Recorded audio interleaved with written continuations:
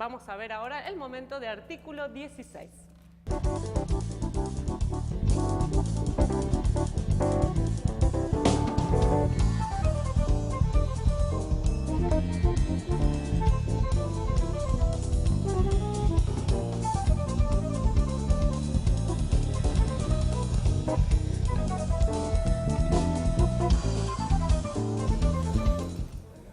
Buenas tardes, otro jueves, artículo 16, aquí en el Senado TV con José María, en nuestro espacio en Tardes Federales para hablar de derechos, para hablar de este artículo que nos gusta tanto, el artículo 16 de la Constitución Nacional, porque habla de la igualdad. Como siempre decimos, la Constitución nos gusta entera.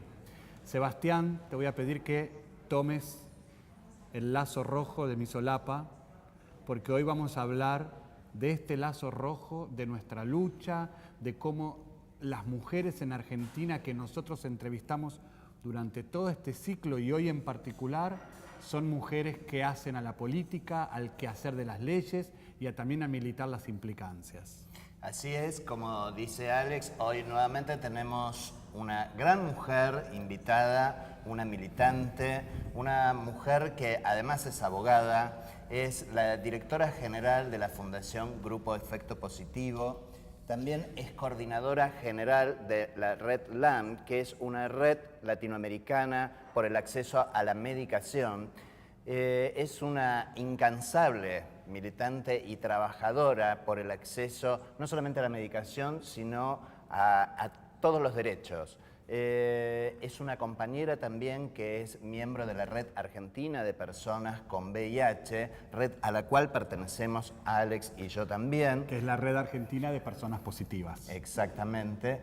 Y particularmente la invitamos para hablar de lo que es la realidad en Argentina, de los medicamentos, del acceso a los tratamientos, en particular acceso a todos los tratamientos farmacológicos, pero en particular a los tratamientos que tienen que ver con los antirretrovirales, que son los medicamentos que tomamos las personas que tenemos VIH, a la situación respecto a las patentes, su cuestión respecto a la ley nacional que tenemos de patente acá en Argentina desde el año 1995 y que Lorena seguramente nos va a explicar en detalle, y cuáles son aquellas cosas por las cuales nosotros podemos ejercer nuestra soberanía para la accesibilidad de los tratamientos. Así que le damos la bienvenida a la doctora Lorena Di Llano. Es un gusto que estés aquí con nosotros. Bueno, muchas gracias, chicos, por semejante presentación. Muchas gracias. No, totalmente merecida esa presentación. Y Lorena, bueno, quisiéramos que nos cuentes específicamente cuál es la situación, en qué tenemos que avanzar, en qué estamos avanzando,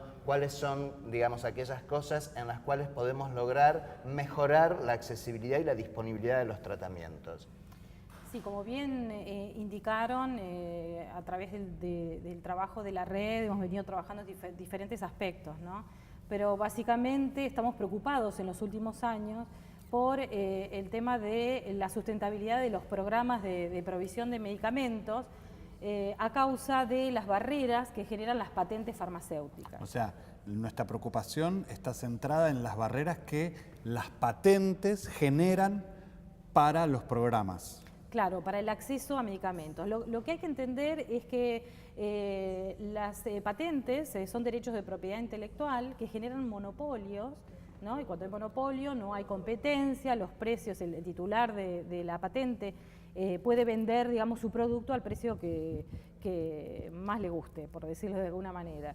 Entonces esto lo que hace es aumentar mucho el precio de los medicamentos y poner serios desafíos en los programas de provisión, como es, por ejemplo, el programa de provisión de medicamentos para el VIH-Sida, pero también, bueno, en Argentina tenemos provisión gratuita de medicamentos a través del Ministerio de Salud de la Nación para la mayoría de las enfermedades, prácticamente todas. Entonces, digamos, este problema que generan las patentes, que, bueno, son legales, pero vienen de un proceso global que se dio, ¿no? Desde que se creó la Organización Mundial del Comercio. En 1990 en 1994, y obligó a la firma de un tratado de nivel internacional, obligó a los países a adoptar las legislaciones en materia de patentes. Que se acordaron en la OMC. Que se acordaron en el marco de la Organización Mundial del Comercio, los estándares mínimos que se firmaron en ese marco. Por eso nosotros tenemos ley desde 1995. Claro, nosotros, Argentina, en esa época teníamos un gobierno liberal, ¿no? Y fue muy fácil, digamos, que se aprobara la ley de patentes en el país. Pero por suerte Argentina hizo uso de una salvaguarda incorporada en ese tratado internacional, que es un periodo de transición, y las patentes farmacéuticas recién fueron, tuvieron vigencia en el país a partir del año 2000. Si bien la ley es del 95, recién en el 2000 se comenzó a reconocer patentes sobre los medicamentos. Ahora, el año 2000, después vino la crisis del 2001 y nosotros empezamos a pagar en dólares a costo ASPIC, como decía el ministro de Economía, o sea, pagando esa propiedad intelectual, encareciendo enormemente el acceso a la salud. Sí, hay una cuestión que es importante resaltar, es que las patentes farmacéuticas, la mayoría, son de titulares que son extranjeros, no son argentinas. Entonces, claramente esto trae, bueno, encima el aumento de los precios, un impacto muy fuerte, porque además hay que comprarlo en dólares. Y sí, de verdad, desde que tenemos en vigencia la ley de patentes, un gran número de patentes se han solicitado y, bueno, muchas de ellas han sido otorgadas y esto complicó la situación. Algunas corresponde otorgarlas, seguramente. Algunas corresponde otorgarlas. Por supuesto que la ley establece requisitos que se deben cumplir para que una patente pueda ser otorgada, ¿no? Que, bueno, quien le da el otorgamiento, quien decide si otorga o no una patente es el Instituto Nacional de Propiedad Industrial, es decir, una institución nacional. El INPI. Yo ahí quería como agregar, digamos, y para reforzar lo que seguramente se viene, es que cuando está en vigencia una patente, lo que hay es un monopolio sobre esas drogas, sobre esos medicamentos. Es decir, estamos obligados durante 20 años, que es el plazo que dura las patentes, a solamente comprar esas drogas a ese laboratorio, a esa multinacional. Por eso pueden fijar el precio que quieran, que son exorbitantes, digamos, y durante 20 años tenemos que obligarnos a comprar. Y lo que pasa, y que creo que es lo que vamos a hablar ahora, es que además los laboratorios y la industria farmacéutica han encontrado la manera de esos 20 años hacerlos 20 más y 20 más y así sucesivamente, ¿verdad? Sí, por supuesto. El tema de la exclusividad, agradezco este comentario que hiciste porque entender qué es lo que genera una patente, y es que el titular pueda comercializar, o sea, pueda fabricar, comercializar, importar, exportar el producto de manera exclusiva. Y esto es, digamos, el problema que estamos trabajando. Y acá estamos hablando de productos que son esenciales para la vida, para la salud pública, claro, en este caso. De medicamentos esenciales. Entonces esto que nos traía a colación José María, lo que venimos evidenciando es que la industria farmacéutica multinacional utiliza esta estrategia que se llama el evergreening, ¿no? Que es un abuso del sistema de patentes, haciendo pequeños cambios en moléculas que ya están en dominio público porque ya expiraron esos 20 años. O sea que ya cualquier otro fabricante podría desarrollar la misma fórmula y hacer otro producto con otro precio. Claro, una vez que expira la patente, digamos, esto puede ser fabricado por todos los que puedan, tengan la tecnología, y eso trae competencia y entonces está demostrado que reduce los precios. Entonces, en nuestro eso es lo que país queremos. hay que aclarar, rige la ley de genéricos, que justamente cuando las patentes vencen, nuestro país puede desarrollar esos medicamentos a otro costo y desarrollando industria nacional, fuentes de trabajo, sustitución de la importación, cuidando la balanza comercial. Sí, por supuesto. El tema, entonces, que me gustaría volver es el tema del evergreening, porque es una práctica que decía que es un abuso del sistema de patentes. Ese no tiene nada que ver con aquella promesa de que el sistema de patentes iba a traer más investigación y desarrollo. En realidad, lo que venimos viendo en los últimos 15 años, desde que tenemos el sistema de patentes, es este repatentamiento de los mismos medicamentos, ¿no? Haciendo pequeños cambios. Por ejemplo, de una cápsula a un comprimido, que a lo mejor... O ponerle colorante o agregarle vitamina C, por decirlo de alguna manera. No hace al medicamento, pareciera que fuera un producto nuevo, no lo es, lo repatentan, discontinúan el anterior y nos obligan a comprar. Y continúan los Esto monopolios. El principio, lo que vos estás mencionando es, el principio activo es el mismo. Es el Es mismo. la misma droga, lo único que cambia es alguna cuestión anexa, como que pase de tableta a comprimido a cápsula. O que junten dos en que uno. junten dos drogas que ya existen y que ya han vencido sus patentes en una. Discontinúan las dos por separado. O que, digamos, simplemente le agreguen algún excipiente, pero el principio activo para lo cual, digamos, está indicado es el mismo y funciona de la misma manera. De con la lo cual misma manera, no de hay la misma ninguna manera. novedad ni innovación al respecto. Esta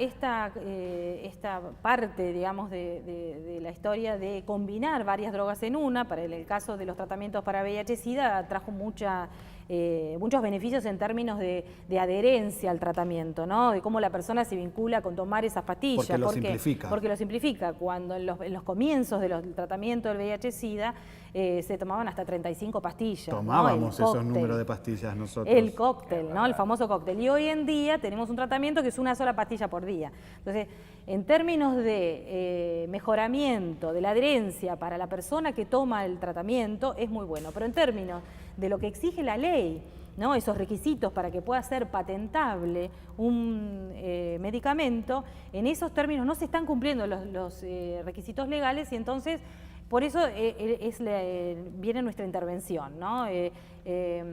Hemos comenzado con un proceso de presentación o lo que se llaman oposiciones a las solicitudes de patente. Esto está en la ley dice que cualquier persona puede argumentar y probar. Y vos, qué atrevida, dijiste, si es cualquier persona, nosotros también. Nosotros podemos hacerlo. No, y además porque nos preocupa muchísimo que los medicamentos sigan teniendo el precio que tienen. ¿Por qué? Y justamente por estas barreras. ¿Pero por qué nos preocupa? Y nos preocupa porque es muy difícil darle medicamentos a todas las personas que lo necesitan. Es muy costoso. Y muy costoso, claro, muy costoso. Y más teniendo en cuenta una serie de políticas que se han adoptado de que ahora va a haber más personas, por ejemplo, en el caso de VIH-Sida, más personas van a ser elegibles para comenzar el tratamiento. Hemos cambiado las guías de tratamiento ahora. O sea, cambiamos los datos a partir de los cuales las personas tienen que ingresar al tratamiento, los hemos modificado y entonces ahora la gente que antes todavía no los necesitaba, ahora ya los necesita. A ver, yo quisiera dar un ejemplo que tiene que ver con este proceso iniciado recientemente y que creo que grafica muy claramente. En la Argentina se compró en el último año un tratamiento que reúne justamente esto. 3 drogas que ya tienen sus patentes vencidas o que no fueron patentadas en su momento, las reúnen en una sola píldora, en una sola cápsula. Entonces pasamos Las de 3 tomar drogas 30 juntas. pastillas a En una. vez de tomar esas 3, lo que estamos haciendo, lo que hizo el laboratorio es simplemente juntarlas en una. No hay innovación, no hay principio activo nuevo. Por esa droga particularmente, o por ese comprimido, se ha pedido una solicitud de patente y eso hace que nosotros estemos comprando en la Argentina por año ese tratamiento a 11 millones de dólares. Mientras que si lo pudiéramos conseguir en forma genérica, esa misma cantidad de tratamiento saldría a 600.000 dólares. Estamos hablando de 11 millones a 600.000. Evidentemente, digamos, si no estuviera la solicitud de patente y no estuviéramos atados a esa patente, podríamos no solamente gastar mucho menos, sino que contribuir a la industria nacional, que este también es un tema fundamental. Sí, por supuesto.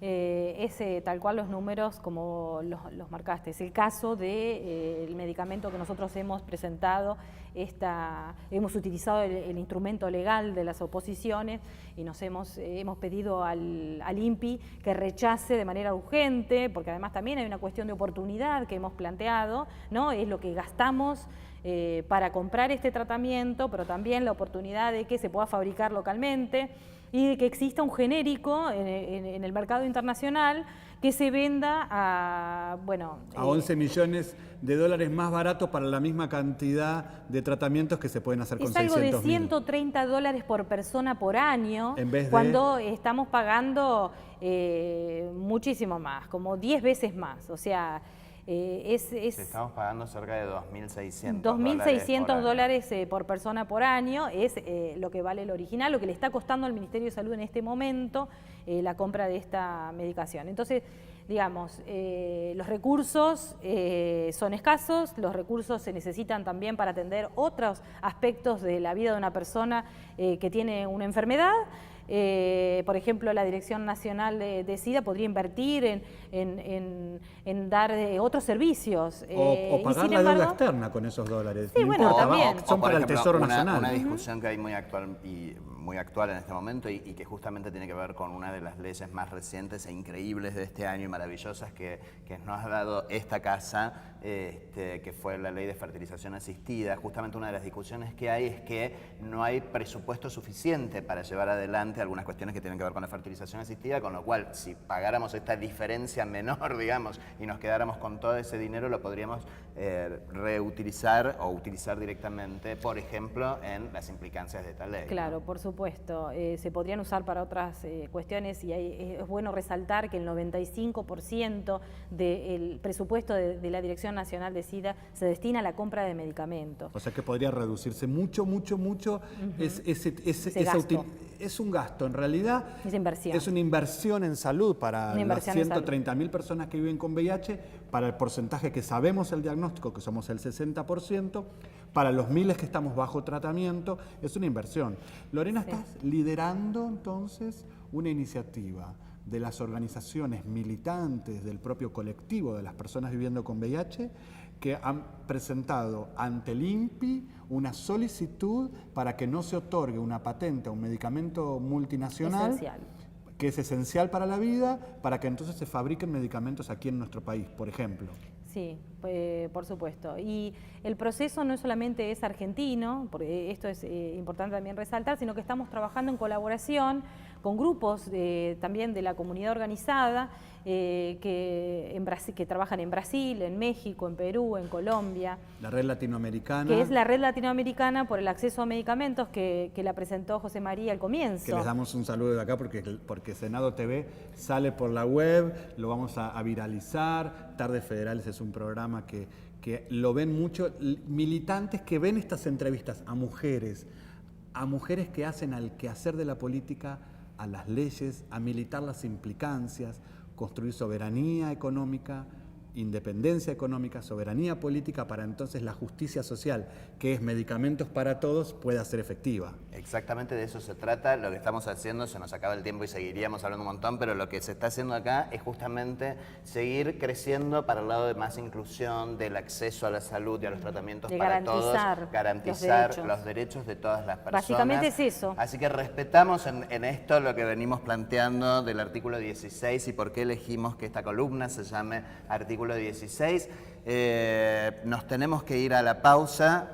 En la pausa vamos a irnos con Laura Ross, pero Lorena, te queremos dar muchísimas gracias por estar con nosotros. Sí, estoy muy contenta de que me hayan invitado y bueno, y que pongan, digamos, este tema en el programa, que es muy importante y que muchas veces se ve como un tema muy técnico, muy complicado, de técnico, es un tema muy político. Es un tema que estamos trabajando porque sentimos que si no lo trabajamos desde la comunidad organizada y planteamos esta cuestión política, va a seguir o todavía se va a agravar. Así que muchas Lorena gracias. Dillano, una militante mujer, Lorena. aquí desde el Salón Eva Perón, haciendo patria. Chao.